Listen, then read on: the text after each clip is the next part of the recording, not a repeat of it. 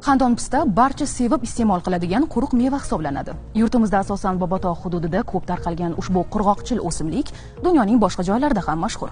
Misol uchun, Janubiy Yevropa, G'arbiy O'rta Osiyo va Sharqiy Osiyo hamda dunyoning boshqa hududlarida ham uni sevuvchilar topiladi. -40 darajaga sovuqqacha ham chidamli bo'lgan ushbu o'simlikni ko'paytirish borasida jadal ishlar olib borilmoqda. Muxbirimiz Sardorbek Lolayev Bobotog'da bo'lib, pista parvarishi bilan umr kechirayotganlar haqida lavha tayyorladi. Bobotog' O'zbekiston va Tojikiston respublikalari oralig'ida, ya'ni Surxon va Kofrun daryolari o'rtasida joylashgan tog' tizmasidir.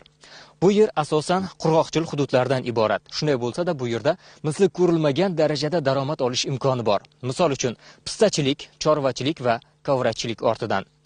Aynan davlatimiz rahbarining ushbu yo'nalishlarni rivojlantirish borasida chiqargan qarorlarning ijrosini ta'minlash maqsadida manzilda qator chora-tadbirlar hamda sa'y-harakatlar olib borilyapti. Biz turgan ushbu 3 gektarlik yer maydoniga ham 1,5 ming tub pistaning mahalliy navlari ekilgan va hosildor navlarga payvand qilingan.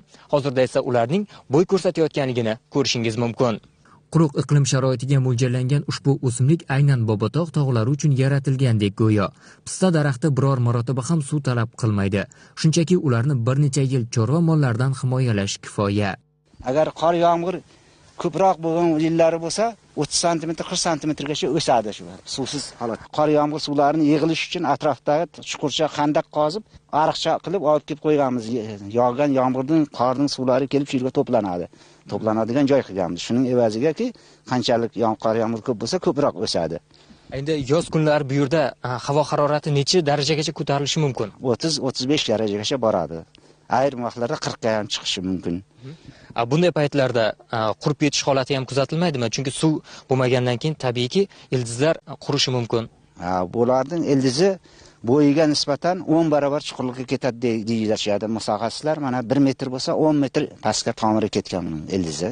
Ma'lumot o'rnida aytadigan bo'lsak, O'zbekistonda pista ekish ishlari 1937-yildan boshlangan. Hozirda 20 dan ortiq pista turlari bo'lib, ular 300 yildan ortiq yashaydi. Aynan O'rta Osiyoda esa yovvoyi xandon pista ko'p tarqalgan. Bobotog'ning pistasi donagi maydaroq bo'lgan bilan ham uning to'yimliligi, xardargirligi yaxshi, kaloriyasi ko'p.